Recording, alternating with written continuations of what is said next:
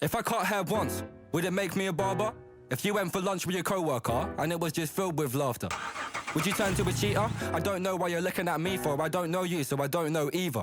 I'm just trying to make you think. I'm just trying to pull some levers. So if I say simple things that will make you think, would you think I'm the best? Nah. What if I rearrange it in a way that hits and I say it with just? What if I say things backwards? Backwards things say I shit, it didn't make sense, but I tried like most of the decisions I made in my life. But I think I'm beginning to fly. Getting there. Fucking crazy count. Oh Lord. Getting there. Yeah. Lord, am I getting there? Oh God. Question marks are everywhere, but I'm getting there. Yeah, buddy. Lord, am I getting there? Il est 5h44. If I broke the rhyme, would you keep on listening? I just did. What now? That sounded shit. Let me bring it back round. But if I rhyme every syllable, maybe they'll think I'm the lyrical miracle, spiritual medicinal criminal in the bits. That sounded sick, but I didn't mean it, I mean this. What if I told you straight that I'm gonna write hits? Would you get with the program? Would you think that I'm actually valid or think that I'm just a delusional joke man? Would you think I'm a talentless kid with a heart too Demain on big est and le a mouth 7 mai too loud? 2026 et c'est ma dernière journée de travail là où je travaille aujourd'hui. Là ça fait 9 mois que je suis là. C'est terrible, c'est extrêmement terrible. Bienvenue dans ce vlog, le premier vlog de la série 2026. Voilà, ce soir c'est la dernière soirée que je passe ici. On va aller au pub avec mon pote sûr, on va manger des pizzas. Ce soir, je dois tout jeter. J'ai pris une share house chez un ancien collègue qui a une maison. Je vais vivre dans la share house pendant au moins une semaine. Je vais envoyer des candidatures un peu partout, histoire de... Je vais tout jeter, frère, je vais tout jeter. Ça je jette, ça je jette, ça je jette. Ça c'est ma caravane. Enculé de ta race. Ça, c'est ma fusée, enculé de ta mère. Vraiment tout le bordel, hein. Ça c'est le bordel, ça c'était mon ancien truc de bordel. Là c'est un sac, poubelle, bordel. Parmi les trucs que j'hésite à jeter, il y a ces chaussures là, mais là je pense que c'est définitif, je vais les jeter parce qu'il y a du béton qui est rentré dans les fermetures. Elles sentent encore mes premiers bétons, c'est pas vrai. Ces chaussures là, elles ont une histoire, c'est des Tom Oliver, Dom Toliver je crois. C'est des chaussures, c'est pas de la merde, hein, mais c'est... En fait, au début j'étais un peu surpris parce que... ça fait quoi, peut-être 6 mois que je les ai. J'ai l'impression qu'elles se nettoient toutes seules. Je les ai jamais nettoyées, hein. Elles sont comme ça, je les ai jamais nettoyées. Faut savoir si vous faites du béton, que ça, normalement des chaussures pas nettoyées, ça ressemble pas à ça. Vous avez tous, moi je parle aux backpackers australiens, mais vous avez tous allé à Kmart. Donc vous connaissez le prix moyen d'une paire de chaussures de sécurité. D'accord, je vous laisse deviner combien celles-là m'ont coûté. Plus, c'est plus, c'est plus.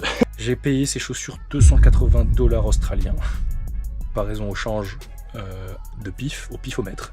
J'ai payé ces chaussures 150 €. Je me suis fait baiser. Alors comment c'est arrivé, si vous voulez savoir, si vous voulez pas savoir, on passe à autre chose tout de suite. Il y avait des chaussures de sécurité qui ressemblaient à rien à la base. C'est des chaussures de sécurité de chez Kmart. Une paire qui avait tellement de trous dedans que marcher pieds nus c'était exactement la même chose. Voilà. Le QSE, donc le responsable sécurité, vient me voir, il me dit t'as vu tes shoes, t'as pas honte?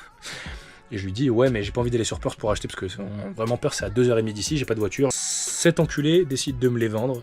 Donc il me dit voilà on a des chaussures de sécurité mais faut les acheter par contre. Je lui dis Du coup j'ai payé les chaussures 280 $ après coup, parce que je les ai eues, je les ai portées. Il m'a dit je te donnerai le prix dans la journée. Il m'a donné le prix 2 jours plus tard. Il m'a dit 280 $, est-ce que tu nous les donnes ou est-ce que tu veux qu'on les prélève de ta paye? Je dis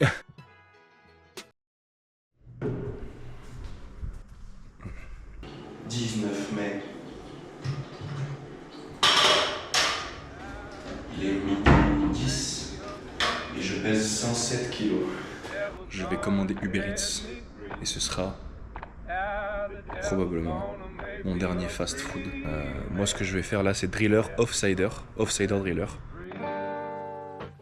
ça y est, c'est officiel, j'ai reçu tous les documents à signer. Je viens de recevoir mon ticket pour partir, le train est à 7h05 demain pour Kalgoorlie. On arrive à 2h de l'après-midi. 20 mai 2026, putain.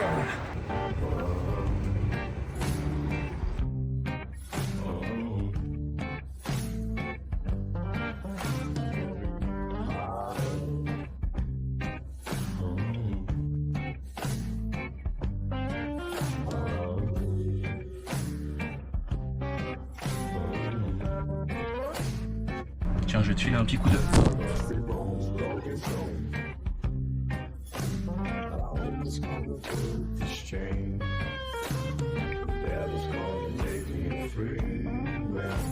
26 mai 2026, il est à 5h13, je suis arrivé comme prévu à 4h30 ici, et mon driller n'est pas là. Alors j'ai pas dit 4h30, j'ai dit soit au yard à 5h. Je dis ok, je suis sûr d'avoir entendu 4h30, sûr et certain. Je lui ai même redemandé, il m'a dit ouais. 11h12.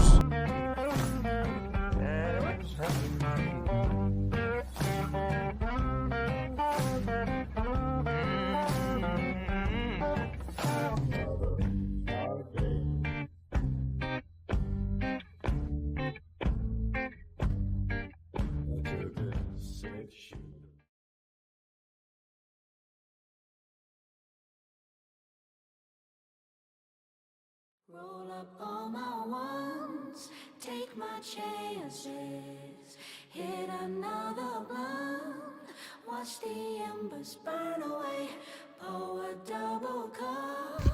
Le camp, le rigs, la caravane, douche, cuisine, les tentes. Alors ça c'est Harry, ça c'est Wade, et moi je suis là.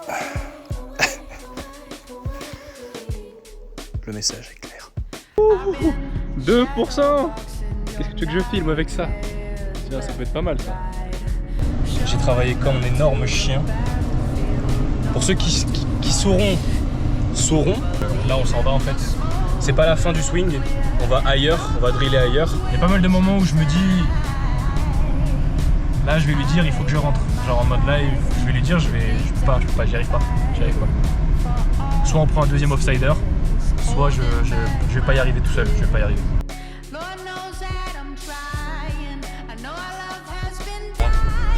Je me sens un peu mieux, je me sens un peu reposé, j'ai hâte de poser le camp et de dormir. On est le 8, lundi 8. Ils viennent de me dire quand est-ce qu'elle est ma week-off.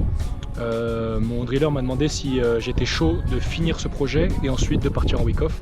Je pense que c'est mieux comme ça, j'aime bien aller au bout des choses. Donc voilà, c'est bientôt fini, il me reste quelques jours de drill et puis je suis terminé. Je t'ai pas beaucoup pris de vidéos intéressantes, le vlog il va pas être très cool. Et voilà.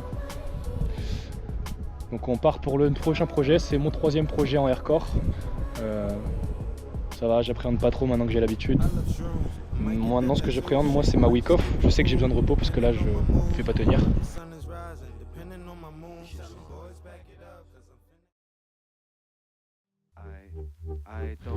Bonsoir la famille, comment ils vont? Dimanche 14 juin 2026. Pour retour à Perth, c'est à 2h05 de l'après-midi. C'était un clap et cette GoPro me sert maintenant de micro parce qu'il y a énormément de reverb dans cet appartement. Donc nous sommes le 16 juin, mardi 16 juin 2026. Je suis revenu avant-hier de Kalgoorlie. Je travaille en tant que driller offsider. Ça fait trop bizarre ce que je suis en train de faire. C'est un travail qui est réputé pour être extrêmement dur. C'est vraiment le niveau d'entrée entre guillemets en mine. Enfin, c'est pas l'idée que je m'en faisais de la mine. On fait des études de sol pour déterminer s'il y a des endroits où on peut placer des mines ou pas. C'est des études précursives. T'arrives, tu drilles dans le sol à certains spots. Ça va servir d'échantillon de sol pour des entreprises qui font des études de sol. Dans le dur, on va dire, c'est vraiment nous, on arrive, on drill, on chope des échantillons du sol et toi, tu les étudies. J'ai fait 3 projets en aircore, en expédition sous tente et campement. Le plus rudimentaire, on va dire. Vraiment, j'ai fait le plus dur, je pense, approuvé par le bureau. Approuvé par le bureau de la société. Bureau qui pensait que j'allais pas durer une semaine. Donc j'ai fini par faire 3 projets en aircore. Aircore, c'est une catégorie de drilling. Je saurais pas trop te détailler exactement que tu comprennes, mais en gros, c'est l'une des plus rudimentaires. T'as un énorme camion. À l'arrière du camion, il y a une machine à driller, une foreuse. En gros, t'as une espèce de pas de vis qui tourne et qui vient s'enclencher dans une foreuse. Le pas de vis il monte, tu mets une barre d'extension, ensuite ça fait l'extension sur la foreuse. Tu peux descendre comme ça, le maximum que j'ai fait en un drilling c'est 80 mètres de profondeur, sachant qu'un barreau c'est 3 mètres. Je te laisse faire le calcul. Donc en gros ton travail ça va être ça. Ensuite tu vas chercher les échantillons. Il y a 3 échantillons à récupérer par barreau enfoncé, donc tu as 3 mètres. Tu récupères les échantillons, tu les alignes. Et ensuite le mec qui vous a mandaté pour faire le travail, lui il va faire l'étude des échantillons, il va faire les collectes, etc. Mais en gros, très globalement, pour te la faire en très gros, tu fais que de courir et de porter des objets lourds. Il n'y a pas une putain de seconde de repos. Les premiers jours où je suis arrivé, j'ai cru que j'allais mourir. Tu te réveilles le matin et tu te dis, en vrai non. Genre là il fait 5 degrés dans ton putain de duvet. Donc en gros, c'est un travail de tous les moments, de tous les instants. Tu te réveilles le matin, il faut que tu fasses la cuisine et les pré-start de tous les véhicules, c'est-à-dire qu'en gros tu checkes l'huile, s'il n'y a pas de fuite, si les pneus sont bons, si tu fais le ménage parce qu'il faut que le camp soit bien. C'était un peu le ghetto au début, genre comme j'étais le seul driller offsider au début, en gros j'écoutais les drillers quoi. Et voilà, en gros au début mon travail c'était plutôt flou. Quand on est parti au deuxième projet, à la moitié du projet il s'est passé quelque chose.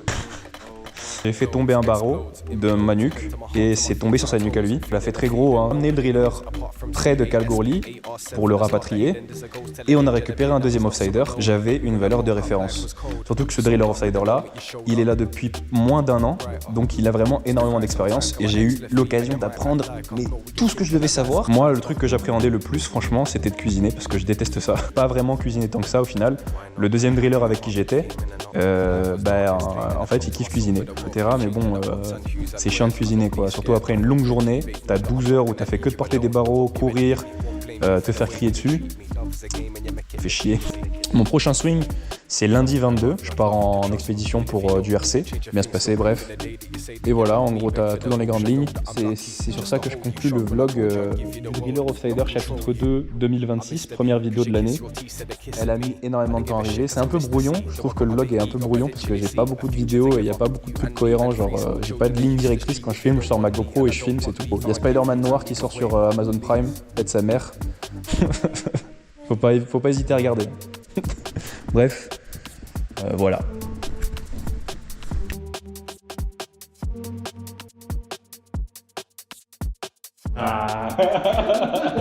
Attention téléportation.